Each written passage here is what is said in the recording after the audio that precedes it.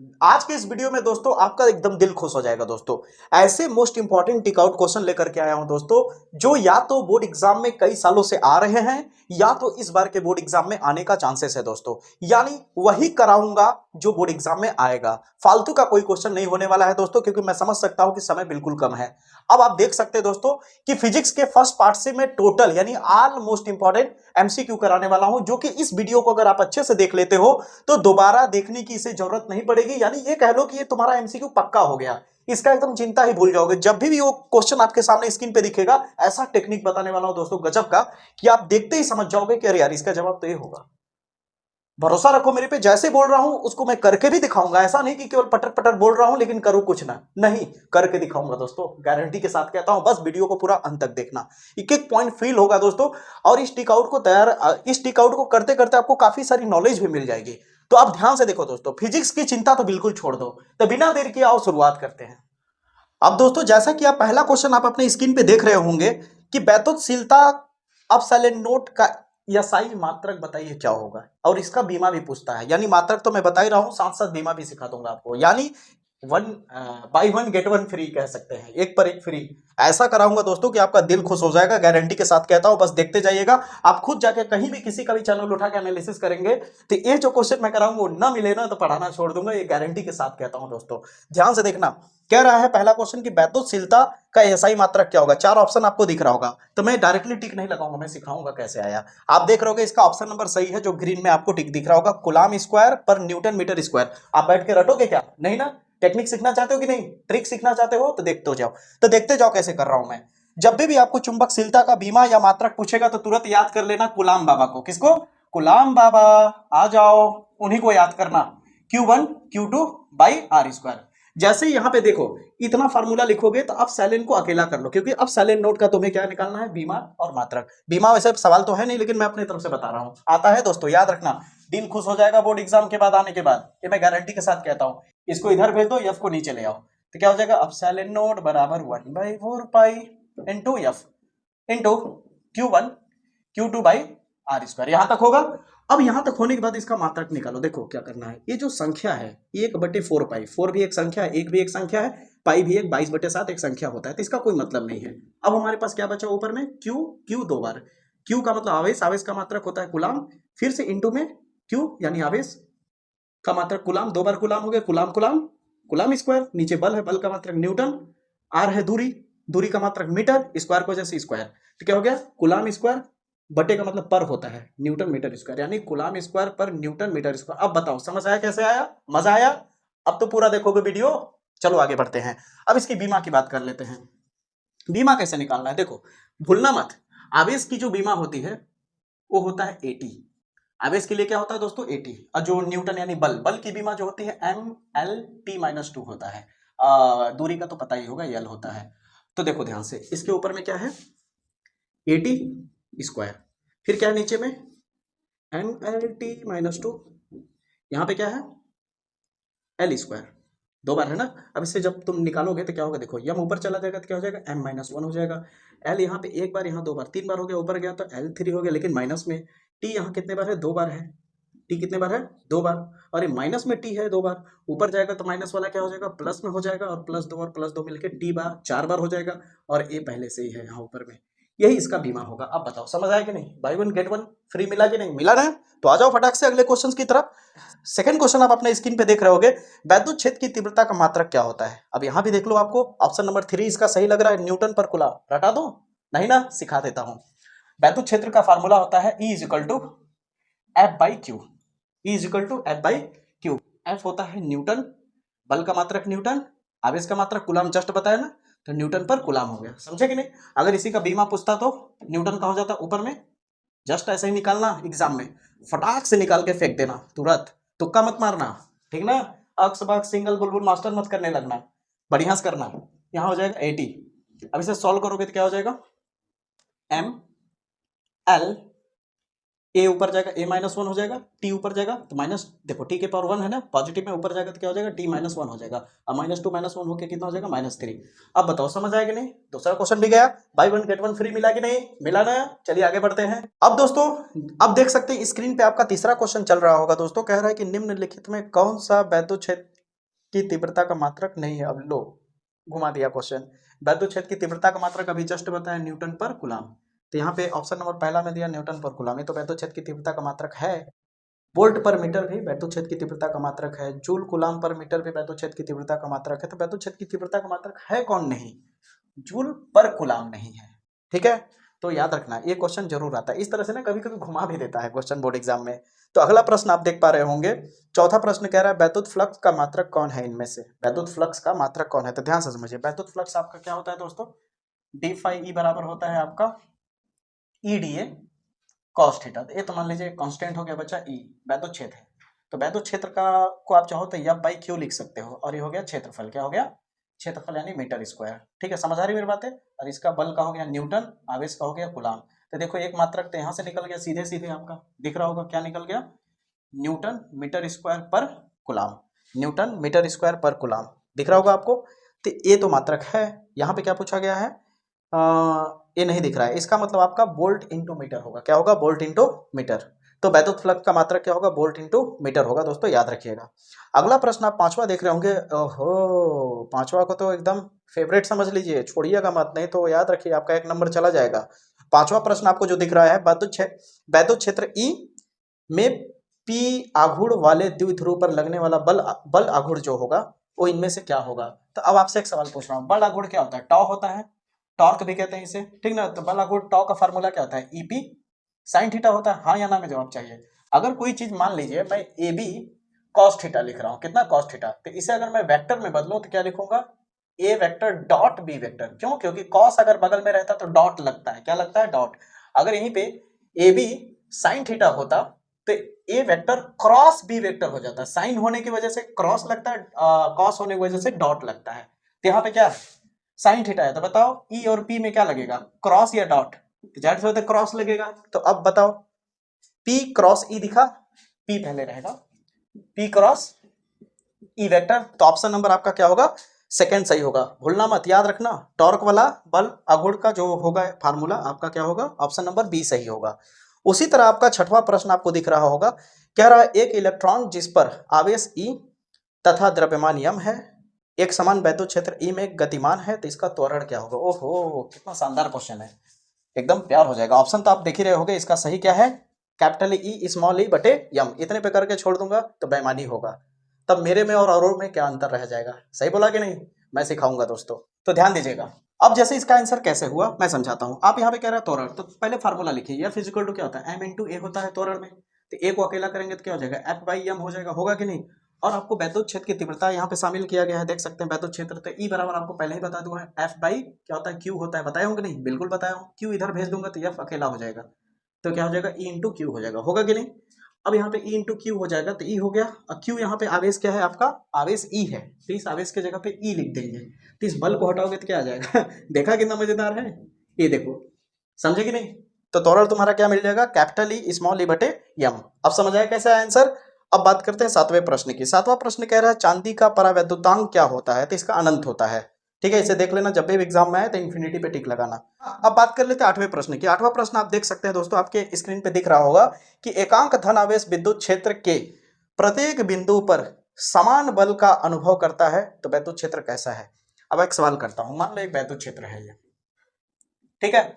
अब यहां मैंने आवेश ले गया, यहां पे जब आवेश आया तो इसको लग रहा है अरे यार बल लग रहा है मेरे ऊपर। यहां मैं रखता हूं आवेश को, उसी को, जब यहां पहुंचता है तो देखता है यहां भी बल लग रहा है, लेकिन दोनों बल एक जैसा है। यानी एक ऐसा क्षेत्र है जहां पे आवेश पे समान बल लग रहा है, तो इसका मतलब वैद्युत क्षेत्र क्या हो गया? एक समान वैद्युत क्षेत्र हो गया। तो एक समान वैद्युत क्षेत्र पे ही समान बल लगता है। समझ आई मेरी बातें? समान बल का अनुभव होता है। तो ऑप्शन नंबर ए सही होगा। अगला प्रश्न आपको दिख रहा होगा, वैद्युत विभव का मात्रक क्या होगा? अब इसका क्या बताऊं यार, बड़ा इजी क्वेश्चन है। देख सकते हो वैद्युत विभव क्या होता है? V इज इक्वल टू होता है W बाई क्यू। W क्या है? कार्य, किया गया कार्य, work done, external work done है ना। तो W क्या होता है? जूल होता है। और आवेश पता चले गया है कूलम, तो जूल पर कूलम हो जाता है। क्या हो जाता है? जूल पर कूलम। तो पहला इसका सही जवाब होगा। यहां तक क्लियर होगा दोस्तों। अब 10वां प्रश्न आपका देख सकते हैं, इसे मिटा दो थोड़ा सा। 10वां प्रश्न आपको दिख रहा होगा, मिटा दिया जाए तब ना आपको अच्छा दिखेगा, तब ना आपको अच्छे से दिखेगा। अब मिटा दिया मैंने। 10वां प्रश्न देखिए दोस्तों, 10वां ध्यान से देखिएगा दोस्तों, मजा आएगा दोस्तों। ये प्रश्न याद रखिए टिक आउट में है, लेकिन ये अलग से भी पूछा जा सकता है। जब अलग से प्रश्न आता है तो आपका 2 नंबर या 3 नंबर का प्रश्न बनता है दोस्तों। यहाँ पे कह रहा है 100 माइक्रोफैरेड धारिता वाले संधारित्र को 10 वोल्ट तक आवेशित किया गया है, तो इसकी संचित ऊर्जा क्या होगी। तो संचित ऊर्जा का पहले फार्मूला समझिए, U इज इक्वल टू होता है हाफ CV स्क्वायर होता है। क्या होता है? U is equal to half CV square. अब हाफ हो गया, C क्या है आपकी धारिता, धारिता कितना दिया है 100 माइक्रोफैरेड, कितना 100 माइक्रोफैरेड, याद रखना दोस्तों कितना दिया है 100 माइक्रोफैरेड। 100 माइक्रोफैरेड को चाहो तो तुम 100 जो माइक्रोफैरेड है इसको जब फैरेड में बदलोगे तो माइक्रो जब हटता है ना मेरे भैया तो 10 घाते माइनस 6 लग जाता है। क्या लग जाता है? 10 घाते माइनस 6। जब फैरेड माइक्रो हटाना तो 10 घाते माइनस 6 लगा देना, ठीक है। तो यहाँ पे 100 गुणे 10 घाते माइनस 6 हो जाएगा। अभी कितना है आपके पास 10 वोल्ट, तो स्क्वायर हो जाएगा। अब इसे कैलकुलेट करो, कर लोगे कि करूं? कर लेना अपने से, ठीक है। अच्छा कर देता हूं, मत गुस्साओ। ये हो गया 10 घाते माइनस 6 हो गया, ये 10 का स्क्वायर हो गया, ठीक ना। तो 10 घाते माइनस 6, 10 घाते 2 घटाओगे तो कितना बचेगा? 10 घाते माइनस 4 बचेगा। 2 काट दोगे तो कितना हो जाएगा? 50 आ जाएगा। 50 गुणे 10 घाते माइनस 4, एक जीरो यहाँ पे है तो 5 गुणे 10 घाते माइनस 3 आ जाएगा। दिया है क्या? 5 गुणे 10 घाते माइनस 3 जूल मिला। 5.0 बोलो चाहे 5 बोलो, मतलब एक ही होता है, ठीक है दोस्तों। अब बात कर लेते हैं 11वें क्वेश्चन की। 11वां क्वेश्चन के लिए मैं इसे थोड़ा मिटा देता हूं। हाँ, तो अब 11वां क्वेश्चन आप देख सकते हैं स्क्रीन पे। आपका दिल खुश हो गया होगा देख करके कि आपको शायद इस तरह के क्वेश्चंस में अगर दिक्कत आता होगा तो अब नहीं आएगा। देखिए कह रहा है यहाँ पे धारा कितनी होगी, किरचॉफ के लॉ पे है, पता है ना, 2 लॉ है किरचॉफ का, एक है संधि का नियम और एक है लूप का नियम, जंक्शन लॉ लूप लॉ। तो ये जंक्शन है, संधि का नियम। देखिए यहाँ पे संधि बन रहा है ना, यहाँ संधि है, संधि संधि संधि नहीं, संधि नहीं, संधि नहीं, संधि। अब देखिए यहाँ पे क्या है 4A और यहाँ पे 2A है। जैसे देखिए यहाँ पे 4 एम्पियर की धारा जा रही है और इधर से 2 एम्पियर की धारा जा रही है। तो बताइए यहाँ पे कितना मिलेगा? 4 और 2 मिला के 6 एम्पियर मिलेगा कि नहीं? अब यहाँ पे 6 एम्पियर जा रहा है, 6 एम्पियर जा रहा है। अब इधर 1 एम्पियर मुड़ गया, तब यहाँ कितना बचा? हर कोई जान रहा होगा 5 एम्पियर बचा। कितना? 5 एम्पियर। 5 एम्पियर जा रहा है, जा रहा है, जा रहा है, जा रहा है, जा रहा है। इधर कितना निकल गया? 1.3 एम्पियर। तो अब बताइए इधर कितना बचेगा? एक पागल इंसान होगा वो घटा देगा समझ आया? घटाएंगे तो कितना बचेगा? देखिए 5.0 कर लीजिए, 1.3 कर लीजिए, 10 में से 3 गया 7, दशमलव ठोक दीजिए, यहाँ 4 है, एक घटाएंगे तो कितना हो जाएगा आपका? 3 आ जाएगा, 3.7 आएगा। 3.7 देखिए दिया भी है, ऑप्शन नंबर देख सकते हैं। वैसे तो आपने देख ही लिया होगा किसका आंसर 3.7 है, लेकिन रटना नहीं है, सीखना है, ठीक है दोस्तों। अब 12वें क्वेश्चन पे आते हैं। 12वां क्वेश्चन कह रहा है, स्क्रीन पे आप देख सकते हैं, कह रहा है किसी चालक की प्रतिरोधकता किस पर निर्भर करती है। तो आपको पता ही होगा R इज इक्वल टू क्या होता है? R इज इक्वल टू होता है रो L बाई ए होता है। तो रो क्या होता है? प्रतिरोधकता। ये प्रतिरोधकता जो होती है दोस्तों, ये हमेशा निर्भर करती है किस पे? पदार्थ की मात्रा पे। न तो ये क्षेत्रफल पे, न तो लंबाई पे, न तो प्रतिरोध पे, किसी पे नहीं, केवल पदार्थ की मात्रा पे। ये भूलना मत कभी। अब आ जाते हैं 13वें प्रश्न पे। 13वां प्रश्न कह रहा है गतिशील आवेश उत्पन्न करता है धारावाही चालक के चारों ओर उत्पन्न क्या होता है। तो धारावाही, अगर मान लीजिए कोई धारावाही चालक है, ये थोड़ा सा टाइपिंग में मिस्टेक हो गया, नीचे वाले प्रश्न को ध्यान दीजिएगा, ठीक ना। धारावाही चालक के चारों ओर उत्पन्न क्षेत्र क्या होता है। तो कोई भी धारावाही चालक है तो इसमें जब धारावाही का मतलब करंट, जब किसी चालक में धारा प्रवाहित करते हैं तो इसके चारों ओर एक चुंबक क्षेत्र तैयार हो जाता है। क्या हो जाता है? चुंबक क्षेत्र। तो यहाँ पे क्या होता है? चुंबक क्षेत्र तैयार हो जाता है। ऑप्शन नंबर इसका सेकंड सही होगा, ठीक है। अब आ जाइए 14वें प्रश्न पे। 14वां प्रश्न कह रहा है कि चुंबकीय क्षेत्र की तीव्रता का मात्रक क्या है। तो इसका मात्रक होता है वेबर पर मीटर स्क्वायर। क्या होता है दोस्तों? वेबर पर मीटर स्क्वायर। अगला प्रश्न आप देख सकते हैं, ये सब जरूर देखिएगा दोस्तों, प्रैक्टिस करिएगा। इस जो मैं ये वीडियो बना रहा हूँ, इस वीडियो को देखने बाद कम से कम आधा घंटा इस पे प्रैक्टिस करिए दोस्तों, ताकि ये पूरी तरीके से तैयार हो जाए दोस्तों। क्योंकि आपके पास बहुत ज्यादा अलग से समय नहीं है। अगर आप सोचोगे ना कि हाँ देख तो लिए हैं, बाद में तैयार कर लेंगे, तो बाद में क्यों करोगे? अभी ही प्रैक्टिस करके रखो। समझ आ रही मेरी बातें? तो आगे देखो, अगला पॉइंट है दोस्तों, अगला आप देख सकते हो, कह रहा है 15वां क्वेश्चन, आवेश Q एक समान चुंबकीय क्षेत्र B के समांतर वेग V से गति कर रहा है, तो आवेश पर लगने वाला बल क्या होगा। अगर समांतर गति कर रहा है, ध्यान से समझिए, ठीक ना, आवेश जो है B जो चुंबक क्षेत्र है उसके समांतर अगर गति कर रहा है तो उस पर जो लगने वाला बल होगा वो शून्य होगा दोस्तों। क्या होगा? शून्य होगा। समांतर गति करने पर क्या होता है? लगने वाला वेग शून्य होता है। ये बात दिमाग में रखिएगा, ठीक है। आप वैल्यू निकाल सकते हैं। अब देखिए ध्यान से, चुंबक के आघूर्ण का मात्रक क्या होगा। चुंबक के आघूर्ण का मात्रक होता है एम्पियर मीटर स्क्वायर, भूलिएगा मत। क्या होता है? Ampere metre square. 17वां प्रश्न आपको दिख रहा होगा, ये भी बहुत पॉपुलर प्रश्न है। कह रहा है यदि ई तथा एच क्रमशः, ई जो है कह रहा है वो क्या है? वैद्युत क्षेत्र है, तथा जो एच है वो चुंबकीय क्षेत्र है, मान लीजिए, ठीक है, चुंबक क्षेत्र की तीव्रता। तो कह रहा है ई बटे एच, जब हम इसे कर दें, ठीक ना, किसको? वैद्युत क्षेत्र को और चुंबकीय क्षेत्र को, अगर बटे कर दे तो एक मात्रक निकल के आएगा, वो कौन होगा? एम्पियर होगा, वोल्ट होगा, जूल होगा या ओम होगा? तो आप ओम पे टिक लगाएंगे। किस पे टिक लगाएंगे? ओम पे, भूलिएगा मत। ठीक है, अगला प्रश्न 18वां आप देख पा रहे होंगे, कह रहा है कि वह पदार्थ जो किसी चुंबकीय क्षेत्र में रखने पर चुंबकीय क्षेत्र के विपरीत दिशा में, ठीक ना, विपरीत दिशा में क्षीण चुंबक प्राप्त कर लेता है, वो कौन है? तो याद रखना, ये प्रतिचुंबक पदार्थ होता है। कौन होता है? प्रतिचुंबकीय पदार्थ होता है। याद रखना, भूलना मत दोस्तों। प्रतिचुंबकीय पदार्थ क्या होता है पता है? इस पे अगर टेम्परेचर, ये भी देखो कभी कभी ना इस पे भी पूछा जा सकता है कि ऐसा कौन सा चुंबकीय पदार्थ है जिसपे ताप का कोई प्रभाव नहीं पड़ता, तो यही प्रतिचुंबकीय वाला है। इस पे ताप का कोई प्रभाव नहीं पड़ता है, लेकिन अनुचुंबकीय पे ताप का प्रभाव पड़ता है, भूलिएगा मत। अगला प्रश्न है, डोमेन किस पदार्थ में बनते हैं? तो लौह चुंबक में बनते हैं। किसमें? लौह चुंबक में। ये जरूर देख लीजिएगा। 20वां प्रश्न आपको दिख रहा होगा, कह रहा हुआ कौन सा चुंबकीय पदार्थ है जो बाह्य चुंबकीय क्षेत्र का विरोध करता है? वह कौन सा चुंबकीय पदार्थ है जो बाह्य चुंबकीय पदार्थ का विरोध करता है? जैसा कि मैंने बताया कि इसमें ज्यादा परिवर्तन देखने को नहीं मिलता है, ताप बढ़ाओगे तो भी उतना फर्क नहीं पड़ता, और ऑप्शन नंबर प्रतिचुंबकीय होगा। क्या होगा? प्रतिचुंबकीय। ऑप्शन नंबर ए सही होगा, पहला।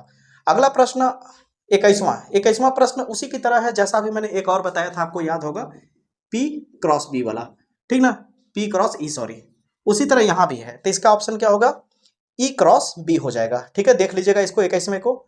अब आता है दोस्तों 22 से लेकर के जितने अब क्वेश्चन आपको दिख रहे हैं, ये बहुत ही पॉपुलर है, इसे किसी कीमत पे छोड़ेंगे नहीं तो पछताने के अलावा कुछ नहीं मिलेगा आपको। 22वां क्वेश्चन देख सकते हैं, कह रहा है वैद्युत चुंबकीय तरंगों की प्रकृति कैसी होती है? वैद्युत चुंबकीय तरंगों की प्रकृति कैसी होती है? अनुदैर्ध्य होती है, अनुप्रस्थ होती है, अनुप्रस्थ अनुदैर्ध्य दोनों होती है, इनमें से कोई नहीं होती? तो याद रखिएगा अनुप्रस्थ होती है, भूलिएगा मत। वैद्युत चुंबकीय तरंगों की प्रकृति कैसी होती है? अनुप्रस्थ। वैद्युत चुंबकीय तरंगों की प्रकृति अनुप्रस्थ।